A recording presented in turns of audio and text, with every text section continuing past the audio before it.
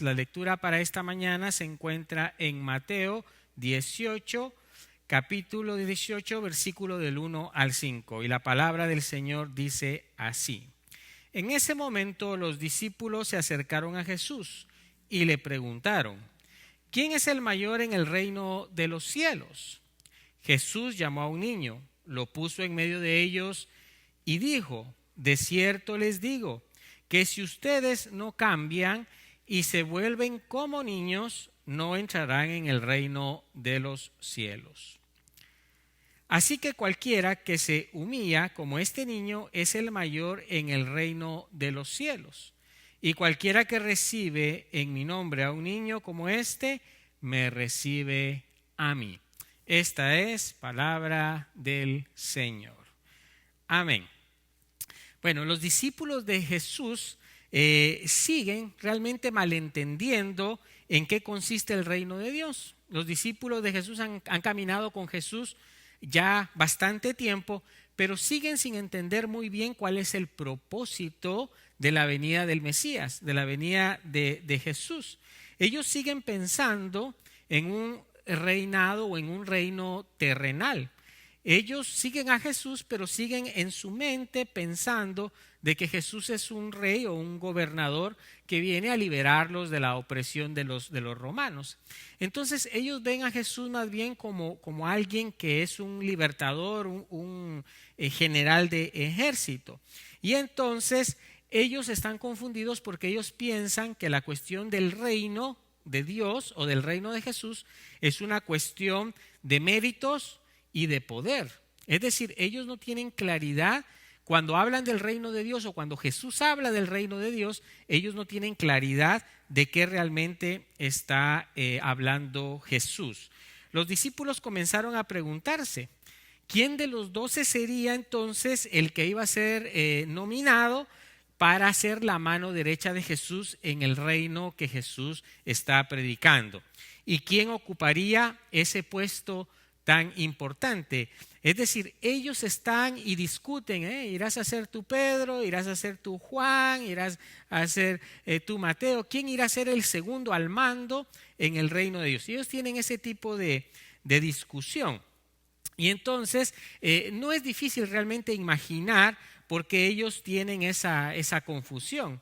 En nuestro mundo, los que son considerados como grandes son aquellos que tienen poder, son aquellos que tienen influencia en las cosas, ¿verdad? Son los que tienen el don de mando, y los que tienen poder normalmente son aquellos a los que se les sirven, ¿no? Las personas que tienen poder en este mundo normalmente tienen quien les sirvan. Entonces es muy fácil para ellos entrar en confusión cuando Jesús les habla de un reino y que Él viene a establecer un reino. Entonces ellos entran en esa confusión.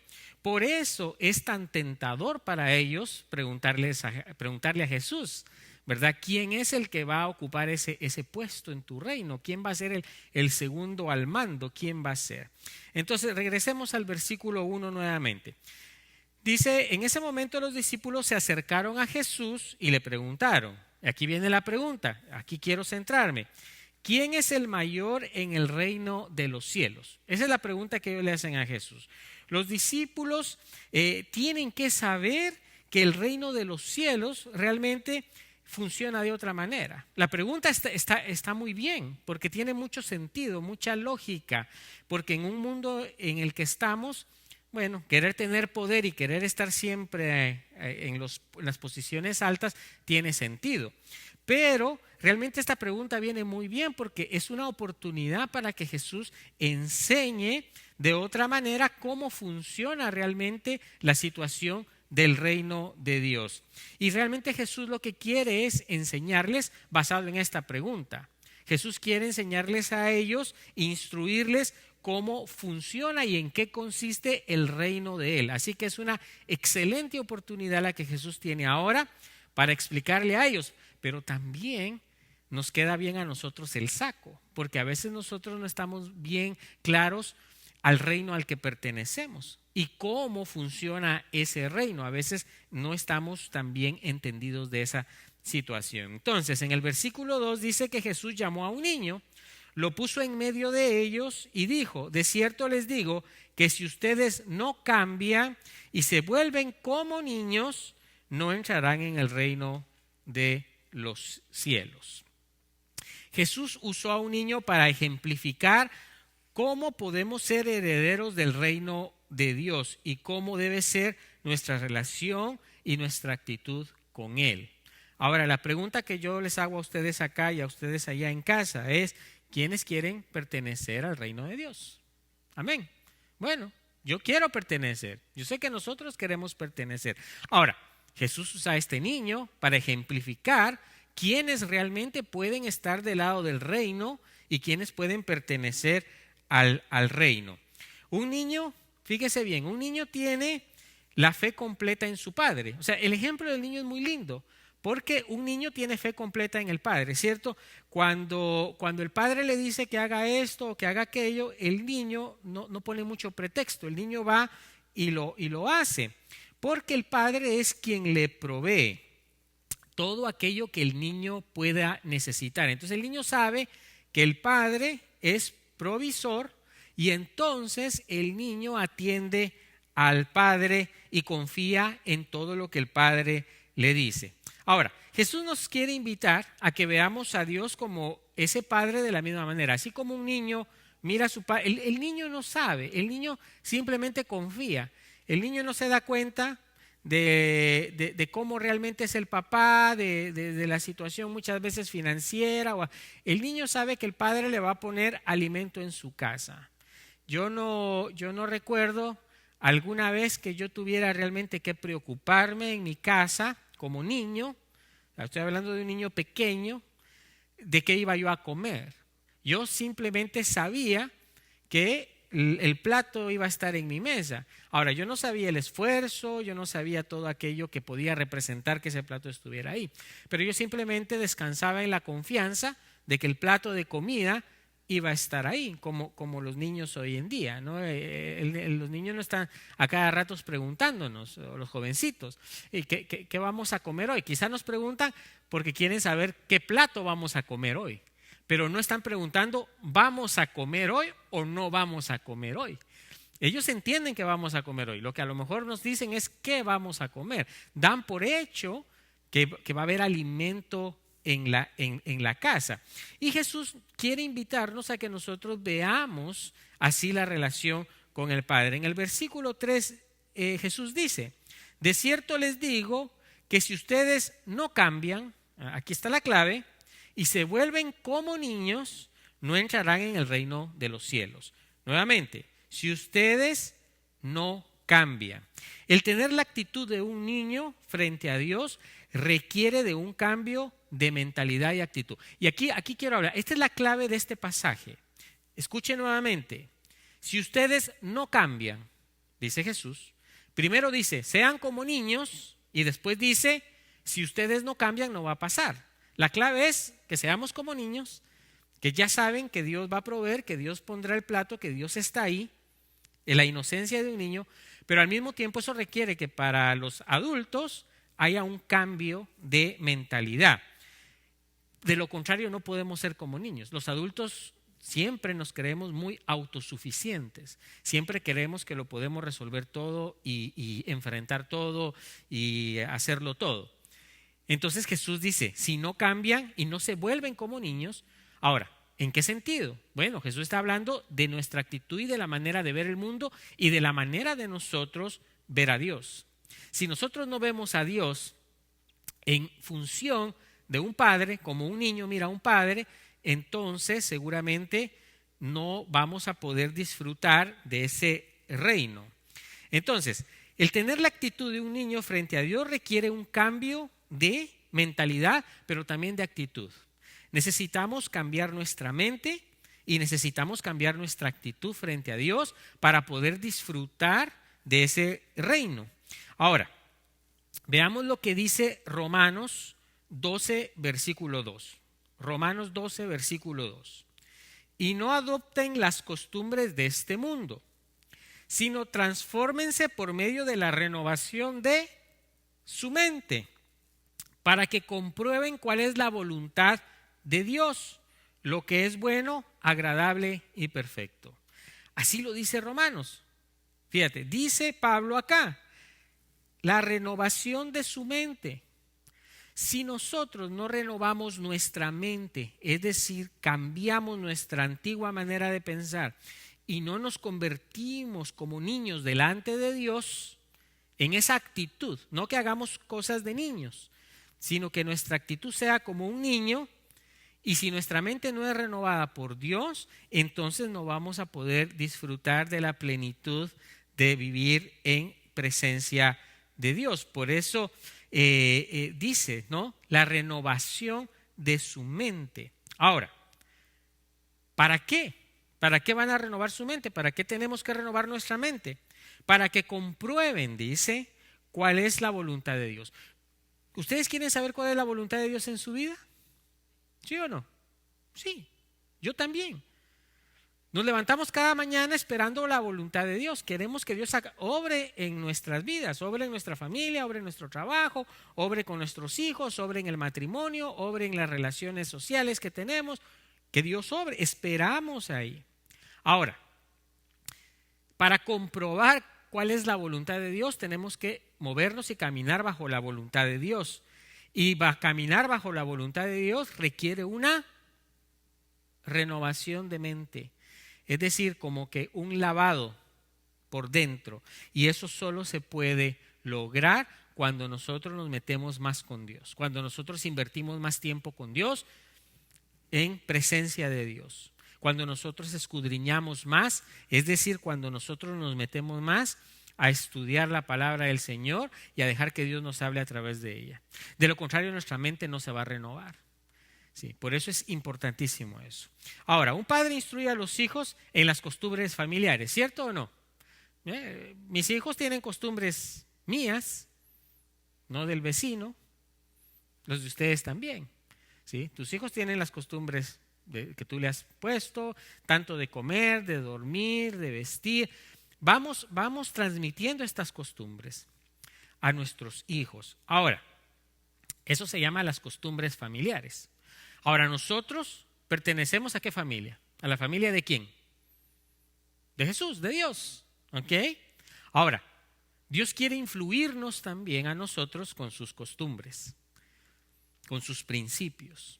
Si nosotros como hijos de Dios no adoptamos las costumbres de Dios, es como aquel hijo rebelde que uno le dice, mira, hace esto y el hijo hace todo lo contrario. Y hace todo lo contrario. Entonces, Dios quiere influirnos con las costumbres familiares de Él. Nosotros todos, los que nos ven allá y los que están acá, pertenecemos a la gran familia de Dios. Aquellos que tienen al Señor en su corazón, que obran por medio de su palabra, pertenecen a la familia de Dios. Y Dios quiere instruir a Dios. Ahora, la pregunta es acá, si Dios quiere que caminemos en su voluntad, que seamos como niños, ¿en dónde encontramos la voluntad de Dios? En la palabra. La voluntad de Dios no es en lo que yo pienso, lo que aquel me dice o lo que yo creo. La voluntad de Dios la encontramos en la palabra. Entonces es muy importante que nosotros adoptemos la palabra de Dios como adoptar las palabras de un padre. ¿A qué padre nos gusta que cuando uno instruye a un niño, oye, no hagas esto porque las consecuencias de esto serán estas otras? ¿A quiénes nos gozamos de ver a los hijos actuando en dirección contraria? ¿Yo? No. Yo veo más bien padres sufrir cuando los hijos hacen todo lo contrario a lo que el papá quiere que hagan. ¿Sí? Es lo mismo con Dios. Si Dios quiere bendecirnos, esa es una palabra muy linda. Dios quiere bendecirte hoy. Dios quiere bendecirte hoy. Dios quiere bendecirme. Dios quiere bendecirte a ti también allá. Ahora, dejémonos bendecir por Dios. ¿Cómo? Comportándonos como niños, creyéndole a Dios. El niño se cree todo lo que uno le dice. ¿Sí? Cuando el niño es niño pequeño, el niño se cree lo que uno le dice. Entonces Dios espera de nosotros esa misma actitud y que la voluntad de Él la hagamos vida en nuestra propia vida, en nuestro propio caminar diario. Ahora, ¿qué actitud deberíamos de tener frente a la Escritura? Es una pregunta. ¿Una actitud qué? Reverente, pero una actitud de plena confianza. Sí, por eso debemos de amar la Escritura y amar la palabra de Dios. Por eso los felicito porque hoy están acá. Sí, todavía hay pocas personas en la iglesia y yo entiendo. Ahora, ¿sabe qué es triste? Que ahora que yo venía manejando de Elgin para acá, veo yo en el mall, este mall que está acá en la 31, que es más de gente mexicana, ¿no? Hispanos como nosotros, ¿cierto o no? Lo que me sorprendió es ver que no cabe una aguja ahí. ¿Sí?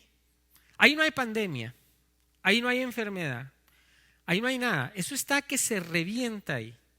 Son carros y carros, ahí no hay nada. Ahora, para venir a la casa de papá, para venir a la casa de Dios, para venir como niños inocentes acá, tenemos un problema. ¿Sí? Somos 3, 4, 5 familias que vienen los domingos. ¿Sí? Cuando deberíamos de venir, ¿cuántos? Muchos, muchísimos. Entonces, y es lo mismo, ¿no? Para ir a trabajar sí toman todas las precauciones. Llevan la mascarilla, llevan hasta guantes, llevan no sé qué, llevan el gel antibacterial. Pero para venir a la iglesia, no. Entonces, ahí tenemos una actitud no de niños, tenemos una actitud de arrogancia. Somos arrogantes para buscar a Dios. Y ahí sí tenemos mucha justificación. No es que la pandemia, no es que acá, es que allá. Y no es que la pandemia no exista. Estamos tomando todas las precauciones acá. Usted ve, las sillas tienen X donde usted no se puede sentar, las otras están disponibles, hay desinfección de manos, todos ustedes tienen mascarilla cubriéndose nariz y boca. Es decir, tenemos distanciamiento social. Yo estoy a mucho más de 6 pies de distancia de ustedes. Entonces, Jesús realmente quiere, ¿sí?, que adoptemos esa actitud de niños y que en la Escritura nosotros encontremos la voluntad de Él para nosotros. Efesios 4:17 dice, pero esto quiero decirles en el nombre del Señor y en esto quiero insistir, no vivan ya como la gente sin Dios, que vive de acuerdo a su mente vacía. Fíjate bien, quiero decirles en el nombre de quién dice, del Señor. No es en mi nombre, es en el nombre del Señor. Y en esto quiero insistir, o sea, insisto, ¿sí? Vuelvo a decir varias veces lo mismo. No vivan ya como la gente sin Dios. Hay gente que no tiene a Dios, que ve a Dios muy lejano, que ve a Dios como Diosito bonito por allá y lo buscan de repente cuando hay una crisis. No, como gente sin Dios, que vive de acuerdo a su mente vacía. Eso no quiere decir que no sepan de matemáticas o de ciencia o de lo que sea. ¿Usted sabe qué es tener mente vacía, según la Escritura? Es una mente que no tiene nada de Dios, es una mente que no conoce la Escritura, es una mente que de ahí de vez en cuando se encuentra con Dios. Esa es una mente vacía. Entonces sí, está viviendo la persona, estamos viviendo, pero con una mente vacía. Por eso dice acá, ¿sí? Gente sin Dios que vive de acuerdo a su mente vacía. ¿Sí? Cuando hablamos de vacío, no es el conocimiento de cualquier materia que usted pueda imaginar, es el conocimiento de Dios. Si usted tiene su mente vacía de Dios, va a vivir sin Dios. La única manera que usted puede vivir con Dios y agradando a Dios es llenar su mente de Dios. Ahora, Efesios también, capítulo 4, versículo 23 al 24 dice, Efesios 4, 23 y 24. Escuche bien, renuévense en el espíritu de su mente. Renuévense en el espíritu de su mente y revístanse de la nueva naturaleza creada en conformidad con Dios, en la justicia y santidad de la verdad. Ahora, ¿de qué verdad está hablando? De la verdad de Dios, de la verdad de la Escritura. Renuévense en el espíritu de su mente. ¿Sabe por dónde empieza el cambio? Cuando usted comienza a cambiar su mente y como dice Jesús, usted adopta la mente de un niño cuando se refiere a las cosas del reino. Ahí empieza, ahí renueva usted su espíritu, cuando usted renueva su mente y revístase de la nueva naturaleza. ¿Cuál es esta nueva naturaleza? La que el Señor le dio, la que usted adoptó en su bautismo. Cuando usted recibió al Señor en su corazón, cuando usted recibió su palabra, cuando usted fue bautizado, cuando usted pasó a ser parte del reino de Dios, entonces su naturaleza cambió. Usted nació hombre y mujer natural, pero su naturaleza cambió en su bautismo y cuando la palabra del Señor vino a usted. Y esa es creada conforme a la justicia, la santidad y la verdad. ¿Quién es nuestra justicia? ¿Quién es nuestra justicia? ¿Quién? Jesús. Cristo mismo es nuestra justicia. Él nos justifica ante el Padre. ¿Sí? Él es el que toma nuestro lugar. Entonces, Él es la verdad. Él es la justicia. Por eso dice, conforme la justicia y santidad de la verdad. Tenemos que caminar conforme la justicia y la santidad. ¿Quién es la justicia? Jesús. ¿Quién es la verdad? Es Jesús. Entonces tenemos que caminar conforme la voluntad y la santa palabra del Señor. Versículo 4. Así que cualquiera que se humilla como este niño es el mayor en el reino de los cielos. Mira lo que está diciendo Jesús. Cualquiera que se humilla. ¿Sí? Nosotros somos muy orgullosos. Muy orgullosos. Nos cuesta humillarnos delante del Señor. Digo y repito, los centros comerciales están a reventar hoy. No hay pandemia. Las iglesias están vacías. Las iglesias están vacías. Los centros comerciales no. Los restaurantes no. Las iglesias sí. ¿Nos estamos humillando entonces delante del Señor? No. El pueblo de Dios no se está humillando delante del Señor. El pueblo de Dios tiene que humillarse delante del Señor. La humildad de un niño es evidente, especialmente en que depende de un superior y confía en él. Lo vemos en la escuela, ¿no? El niño confía en el maestro, el niño confía en el hermano mayor, el niño confía en el padre. El niño se vuelve humilde. Se humilla, se vuelve humilde. Por eso Jesús dice acá, y cualquiera que se humilla como este niño, porque el niño se volvió humilde y fue a donde estaba Jesús. La humildad significa entonces confesar nuestra incapacidad humana de ganarnos el cielo y de ganarnos el favor de Dios por nuestros méritos y por nuestras obras. Por ahí empieza la humildad. La humildad depende totalmente, ¿sí?, de la misericordia de Dios para perdonarnos. Eso es ser humilde. Cuando yo en humildad reconozco que yo dependo totalmente de la misericordia de Dios para recibir el perdón de Dios. La humildad, hermanos, nos hace voltear a ver a Jesucristo como nuestro único Salvador. Nada más nos va a salvar. Necesitamos ser humildes como un niño para saber que el único que nos puede salvar y dar una vida diferente es Jesús, por su gracia y por su amor.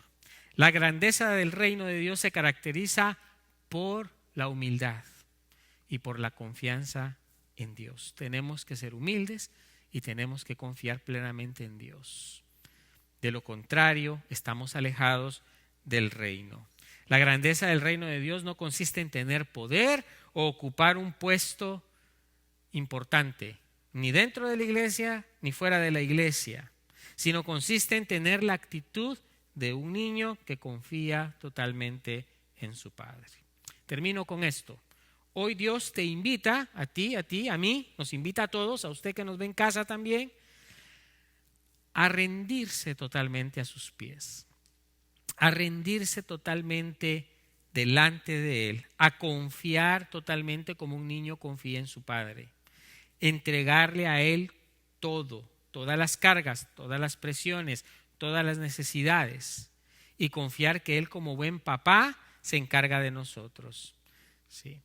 Hoy mis hijos no me van a preguntar, papá, ¿vamos a comer hoy? No, ellos van a preguntar saliendo de la iglesia, ¿qué vamos a comer hoy? Porque saben que su papá va a proveer. Lo mismo, nosotros tenemos que saber que nuestro Padre va a proveernos de paz, va a proveernos de todo lo que necesitemos. Así que confía en Él, confíen en Él, confíen en Él, confíen en Él. Váyanse hoy con una actitud de confianza en un Padre que es bueno, en un Padre que tiene cuidado de todos nosotros. ¿Sí?